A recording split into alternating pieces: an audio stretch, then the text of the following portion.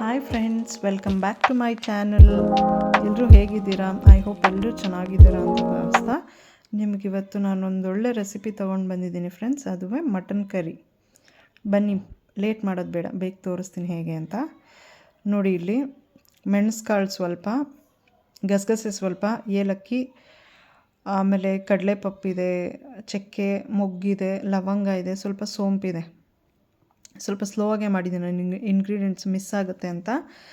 ನೋಡಿ, ಕೊತ್ತಂಬರಿ ಸ್ವಲ್ಪ, ಈರುಳ್ಳಿ, ಪುದೀನ, ಎರಡೇ 2 ಟೊಮ್ಯಾಟೊ, ಒಂದು ಸ್ವಲ್ಪ ಜಜ್ಜಿರೋ ಶುಂಠಿ ಮತ್ತು ಹಸಿಮೆಣ್ಸಿನ್ಕಾಯಿ ಮತ್ತು ಬೆಳ್ಳುಳ್ಳಿ, ಕಾಯಿ ತುರಿ ಸ್ವಲ್ಪ. ಜಾಸ್ತಿ ಸಾರು ಬೇಕಂದರೆ ಕಾಯಿ ತುರಿ ಹಾಕ್ಕೊಳ್ಬೋದು. ಇದು ಮಟನ್ ಬಂದ್ಬಿಟ್ಟು 1.5 kg ಮಟನ್ ಇದೆ ನಾನು ಮಾಡ್ತಿರೋ ಸಾರು.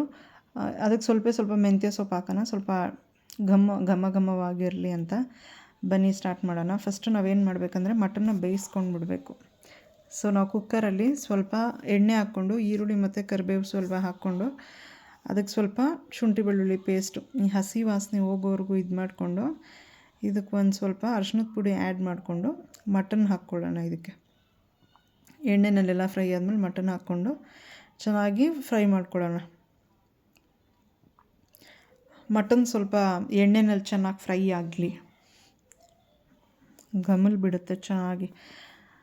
ನೋಡಿ, ಎಲ್ಲ ಫ್ರೈ ಆಗ್ತಾಯಿದೆ.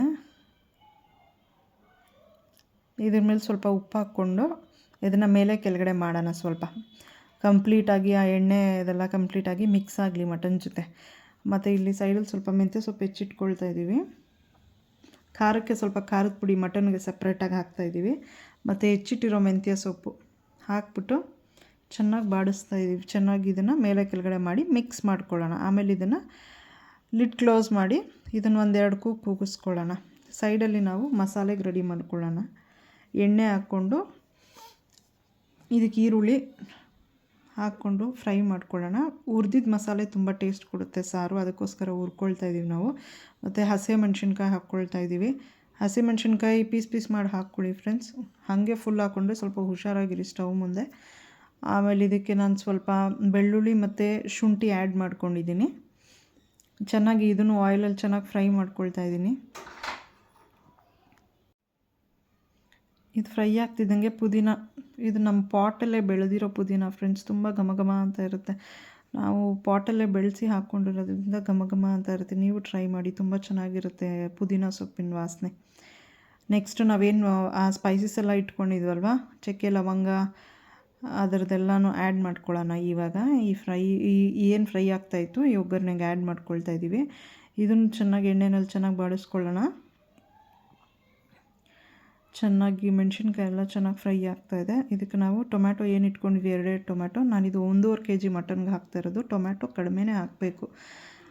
ಕಡಿಮೆ ಮಟನ್ಗೆ 1 ಟೊಮ್ಯಾಟೊ ಹಾಕಿದ್ರೆ ಸಾಕು. ಇದು 1.5 kgಗೆ 2 ಟೊಮ್ಯಾಟೊ ಆ್ಯಡ್ ಮಾಡಿದ್ದೀನಿ. ಸೊ ಇದು ನೋಡಿ ಚೆನ್ನಾಗಿ ಫ್ರೈ ಆಗ್ತಾಯಿದೆ ಎಣ್ಣೆನಲ್ಲಿ ಚೆನ್ನಾಗಿ. ಯಾವುದು ಪುಡಿ ಬಳಸಲ್ಲ ನಾವು, ಆದಷ್ಟು ಮನೆಯಲ್ಲಿರೋ ಇಂಗ್ರೀಡಿಯೆಂಟ್ಸ್ ಹಾಕ್ಬಿಟ್ಟೆ ಮಾಡೋದು. ಇದು ಕಾಯಿ ತುರಿ ಸ್ವಲ್ಪ ಹಾಕ್ಕೊಂಡು ಎಣ್ಣೆಯಲ್ಲಿ ಸುಮ್ಮನೆ ಬಿಸಿ ಮಾಡಿಕೊಂಡ್ರೆ ಸಾಕಿದೆ, ಏನು ಜಾಸ್ತಿ ಉರಿಯೋ ಅಷ್ಟೇನಿಲ್ಲ. ಆಮೇಲೆ ಇದ್ರ ಮೇಲೆ ಸ್ವಲ್ಪ ಧನಿಯಾ ಪುಡಿ ಹಾಕ್ಕೊಂಡು ಸ್ವಲ್ಪ ಮಿಕ್ಸ್ ಮಾಡ್ಕೊಳ್ಳೋಣ ಮಸಾಲೆ ಜೊತೆ. ಚೆನ್ನಾಗಿ ಸ್ವಲ್ಪ ಬಿಸಿ ಆಗಲಿ. ಅದಾದಮೇಲೆ ಲಾಸ್ಟ್ಗೆ ನಾವು ಕೊತ್ತಂಬರಿ ಸೊಪ್ಪೇನು ಬಿಸಿ ಮಾಡೋದು ಬೇಡ, ಹಾಗೆ ಅದ್ರ ಮೇಲೆ ಇಟ್ಕೊಳ್ಳೋಣ. ಇವಾಗ ಇದೆಲ್ಲ ಆರಬೇಕು ಫ್ರೆಂಡ್ಸ್. ಇದು ಆರಿದ್ಮೇಲೆ ಗ್ರೈಂಡ್ ಮಾಡ್ಕೊಳ್ಳೋಣ. ನೋಡಿ, ಇವಾಗ ಮಸಾಲ ರೆಡಿಯಾಗಿದೆ. ನಮ್ಗೆ ಈ ಕಡೆ ಮಟನು ಬೆಂದಿದೆ ಆಲ್ರೆಡಿ, ತೆಗೆದು ನೋಡಿ ಹೇಗೆ ಕಾಣಿಸ್ತಾ ಇದೆ ಓಪನ್ ಮಾಡಿದ್ಮೇಲೆ.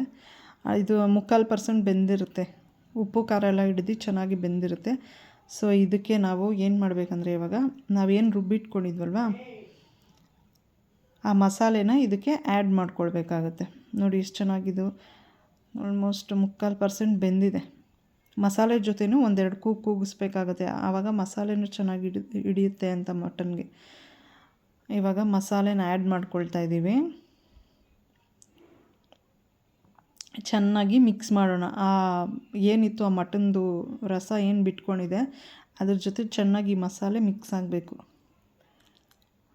ನೋಡಿ, ಚೆನ್ನಾಗಿ ತಿರುಗಿಸ್ಬಿಟ್ಟು ನಾವು ಇದನ್ನು ಅಷ್ಟೇ ಲಿಡ್ ಕ್ಲೋಸ್ ಮಾಡಿಬಿಟ್ಟು 1-2 ವಿಷಿಲ್ ಕೂಗಿಸ್ಕೊಳ್ಬೇಕು. ಕೂಗಿಸ್ಕೊಂಡ್ಮೇಲೆ ನೋಡಿ ಈ ಥರ ಆಗಿದೆ. ಆಲ್ಮೋಸ್ಟ್ ಕುಕ್ ಆಗಿದೆ. ಇವಾಗ ಹೇಗೆ ಬೇಕು ಹಾಗೆ ಕುದಿಯೋಕ್ಕೆ ಬಿಟ್ಬಿಟ್ಟು ಎಷ್ಟೊತ್ತು ಬೇಕು ಅಷ್ಟೊತ್ತು ಕುದಿಸ್ಬಿಟ್ಟು ಇದನ್ನು ನೋಡ್ಕೊಂಡು ಬೆಂದಿದ್ರೆ ಇದನ್ನು ಸರ್ವ್ ಮಾಡ್ಕೊಳ್ಳೋಣ. ಇಲ್ಲಾಂದರೆ ಇನ್ನೂ ಸ್ವಲ್ಪ ಬೇಯಿಸ್ಕೊಳ್ಬೋದು ಸ್ವಲ್ಪ ಹೊತ್ತು. ನೋಡಿ ಇವಾಗ ರೆಡಿಯಾಗಿದೆ. ಸರ್ವಿಂಗ್ ಬೌಲಿಗೆ ನಾವು ಟ್ರಾನ್ಸ್ಫರ್ ಮಾಡ್ತಾಯಿದ್ದೀವಿ.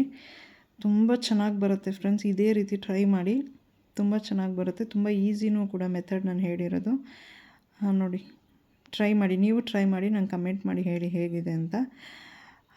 ಐ ಹೋಪ್ ನಿಮ್ಮೆಲ್ರಿಗೂ ಈ ವಿಡಿಯೋ ಇಷ್ಟ ಆಗಿದೆ ಅಂತ ಇಲ್ಲಿಗೆ ಎಂಡ್ ಮಾಡ್ತಾಯಿದ್ದೀನಿ ಫ್ರೆಂಡ್ಸ್. ಯಾರೆಲ್ಲ ನನ್ನ ಚಾನಲ್ಗೆ ಇನ್ನೂ ಸಬ್ಸ್ಕ್ರೈಬ್ ಆಗಿಲ್ಲ ದಯವಿಟ್ಟು ಸಬ್ಸ್ಕ್ರೈಬ್ ಆಗಿ ಫ್ರೆಂಡ್ಸ್. ಇದೇ ರೀತಿ ಸಪೋರ್ಟ್ ಮಾಡಿ, ಲೈಕ್ ಮಾಡಿ, ಶೇರ್ ಮಾಡಿ. Thank you.